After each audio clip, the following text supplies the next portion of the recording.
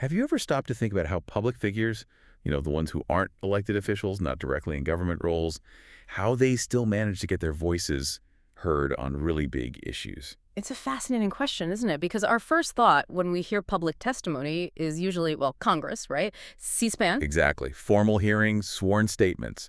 But there are influential people who operate very effectively outside that specific structure. And welcome to the deep dive. This is where we take a pile of source material and really dig in to find the key insights for you.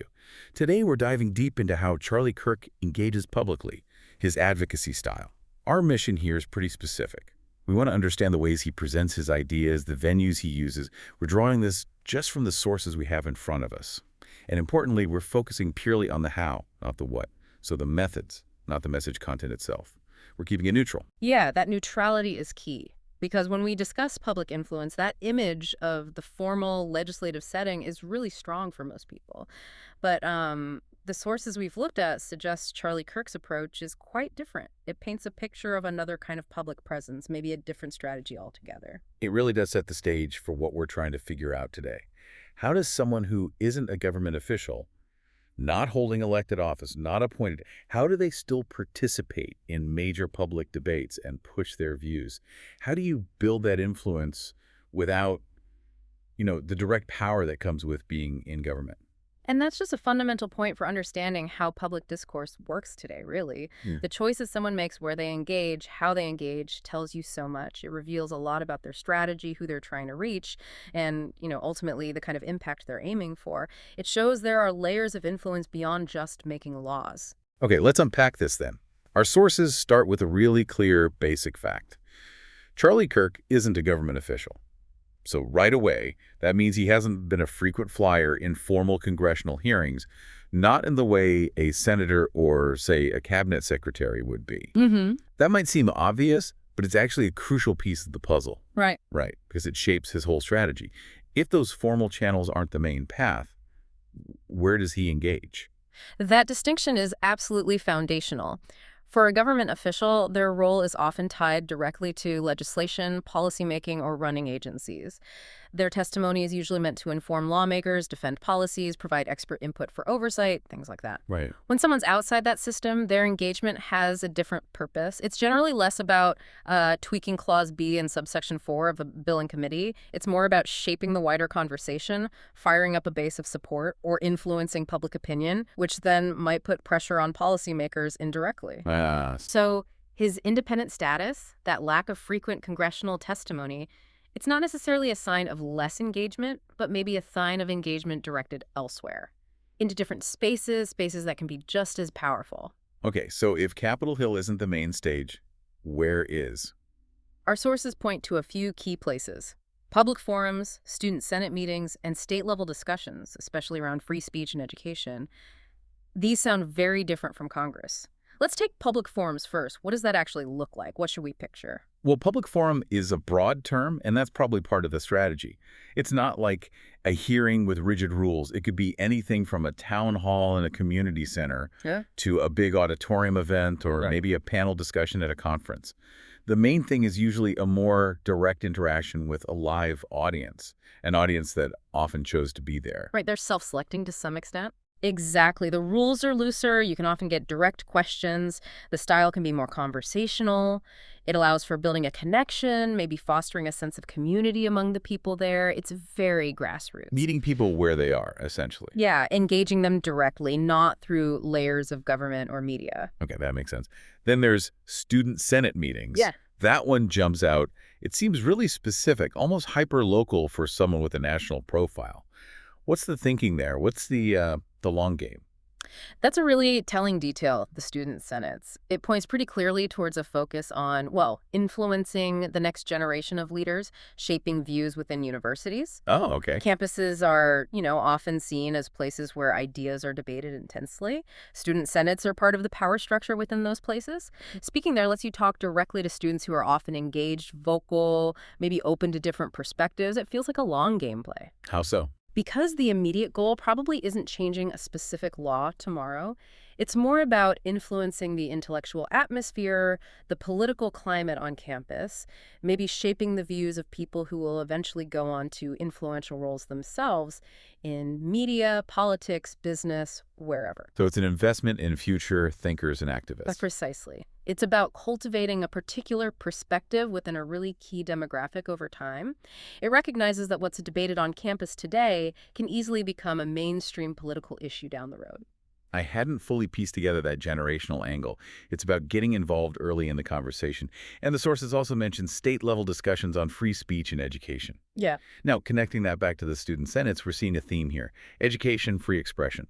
Why these topics specifically, do you think? Why focus on those at the state and campus level rather than, say, federal economic policy? Well, if you look at the bigger picture, free speech and education are constantly being debated, often quite fiercely. They're seen as battlegrounds for core values, and state legislatures, universities, even local school boards, that's where a lot of the practical action happens. That's where policies get made and implemented on the ground. Right, it's much closer to implementation than federal debates sometimes. Exactly. So by engaging at the state level, Kirk is talking to the policymakers and stakeholders who actually oversee the education systems, who set the rules for expression in public spaces within their state. It seems like a strategic way to influence the conversation and maybe even policy outcomes in areas that really align with his broader message. It sort of bypasses the federal level where, frankly, direct influence might be harder for someone outside government. So things like curriculum debates, campus speech codes. Yeah, or parental rights in schools. Those are often decided state by state. So these state-level forums become really important places to shape opinion and push for localized changes. Okay, so those are the types of places he's speaking. But the sources also talk about the kind of speech. They call them testimony-like speeches, given at events hosted by Turning Point USA, churches, conservative think tanks. Testimony-like, that's a really interesting phrase. What gives a speech that quality, that feel, if it's not actual formal testimony? That's a great point about the rhetoric, the perception. Formal testimony, like in court or Congress, is usually a statement of fact or expert opinion, maybe given under oath, meant to inform or persuade an official body. Okay. Saying testimony-like suggests that even without the formal setting, the legal weight, the subpoena, the style, and the purpose share some qualities. It implies a direct, often personal account. It sounds authoritative, like it's conveying a strongly held belief or truth aimed at convincing the audience.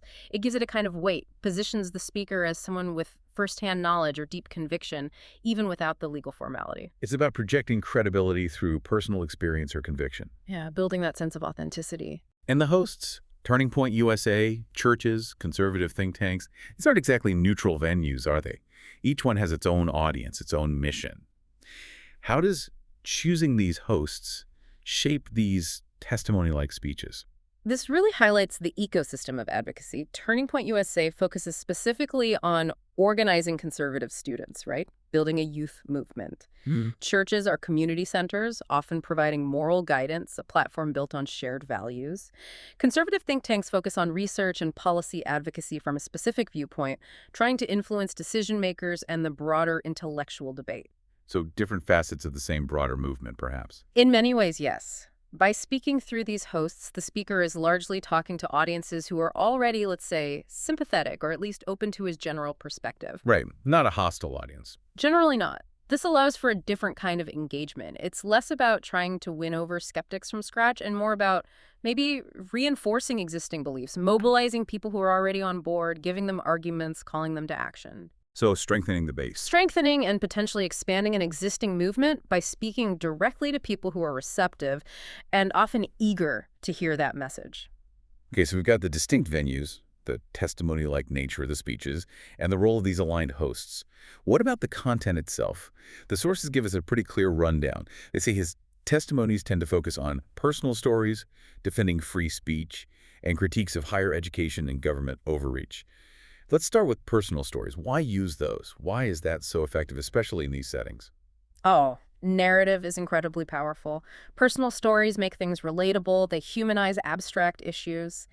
In a speech that feels like testimony, a personal story acts like evidence. It illustrates a point through lived experience, not just data or theory. It builds empathy, connects the speaker to the audience emotionally. People often remember a story, an individual's experience, much more vividly than they remember a statistic.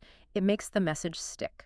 So instead of just talking about free speech issues generally, He might tell a specific story, maybe an interaction he had or witnessed that makes the issue feel tangible, real for the audience. It's very persuasive, especially for an audience that's already leaning in. it lets them connect personally. Right. Okay. And the other themes, defense of free speech and critiques of higher education and government overreach. Mm. These are big, potent topics right now. How do they fit into his advocacy in these specific venues? Well, connecting it all, these themes are really central to a lot of current conservative thinking. They resonate strongly with the kinds of audiences you'd find at turning point events, certain churches, or conservative think tank gatherings. How so? The defense of free speech taps into concerns about, say, cancel culture or feeling silenced, especially on campuses. It positions the speaker as protecting a fundamental right. Okay. Critiques of higher education hit on worries about bias, cost, whether college is really preparing students. That connects with parents, students, taxpayers.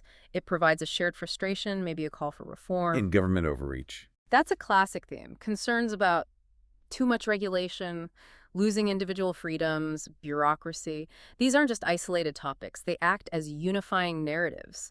They frame complex societal issues in a way that aligns with the values and anxieties of his base. They often identify a common problem or a shared struggle, which is a really powerful way to mobilize people and build a sense of solidarity. So pulling this all together, what does this tell us about understanding public discourse more broadly? We've seen that Charlie Kirk, as a non-government figure, uses a very specific set of strategies for public engagement. Right. It's a strategy that largely operates outside that formal legislative hearing process we talked about at the start. And it involves deliberately choosing venues like public forums, student meetings, state-level discussions. Focusing on key themes like free speech and education. It allows for a different kind of engagement, often more grassroots, more focused on shaping the underlying ideas or influencing future leaders. Cultivating influence rather than directly legislating. That's a good way to put it. And he delivers these testimony-like speeches using personal stories and focusing on resonant themes.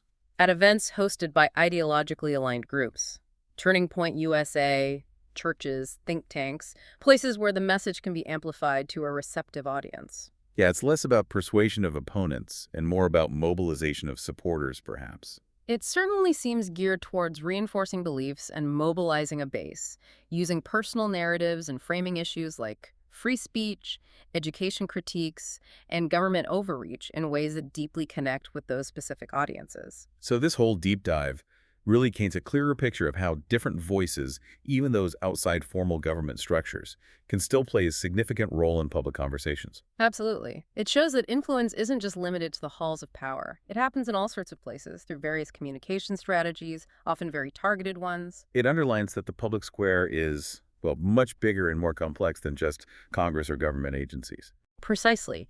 It's this constant flow of ideas, stories, community building happening in spaces we might not always think of as political hotspots, but which are clearly influential in shaping opinions and potentially, down the line, policy.